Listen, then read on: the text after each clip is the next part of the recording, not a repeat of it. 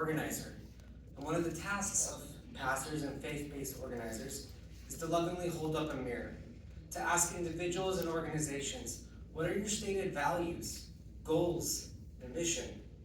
And then ask, how are your actions, your policies, your possible policies in alignment or out of alignment with your stated values? And oh look, you brilliantly have them all right there. Let's hold up a mirror.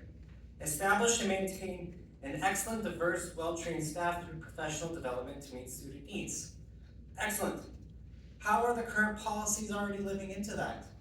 You hire excellent librarians who are well-trained and who continue to go through professional development to meet the range of student needs at differing levels and capabilities.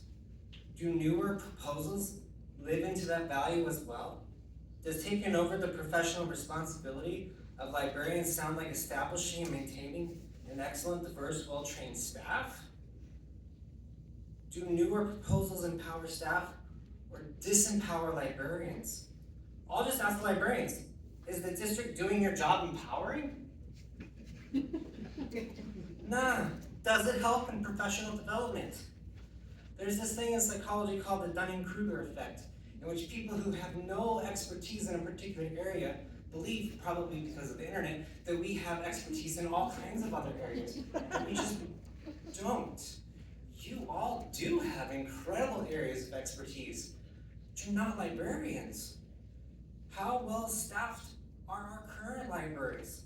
How well staffed are our current schools?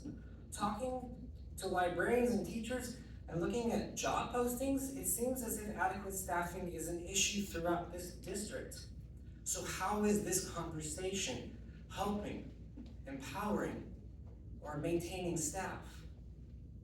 Another one of the goals, to engage our community, to maximize community investment and meaningful collaboration to enhance student learning. It's a great goal and value. Community engagement and investment and collaboration. How public was this meeting made? How much publicity was curated for this meeting? How many teachers and librarians and students were notified of this meeting?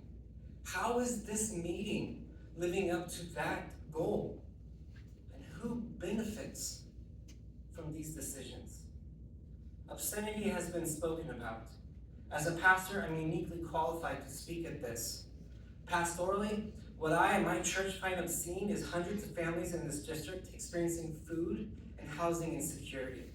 What I find obscene is hundreds of children experiencing food insecurity. What I find obscene is that censorship is always aimed at the most vulnerable, the queer communities, persons of color communities, and disabled communities. As a disabled pastor, I'm morally bound and called on multiple levels to stand with the most vulnerable and say that censorship is obscene. What I find is obscene is a religious group constantly dragging public officials into tangential and pointless conversations about banned books. Religious groups that claim Christianity and yet ignore the biblical mandates for caring for the poor, the widows, the orphans, and the refugees. A biblical text that never speaks about banning books. But these same groups are co-founded by individuals mired in sex scandal, assault, rape, and abuse is obscene. That they would like to pretend to have any moral high ground to determine what books are moral and obscene is itself obscene and just exhausting. I'm exhausted, and I'm sure many of you are too.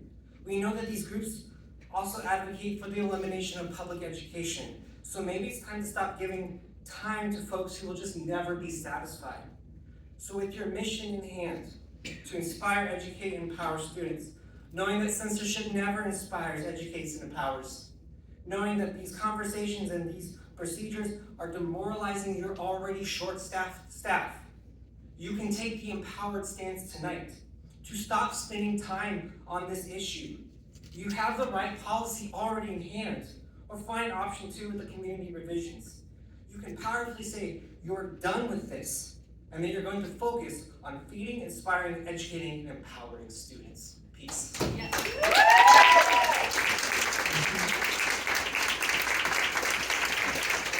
Finally,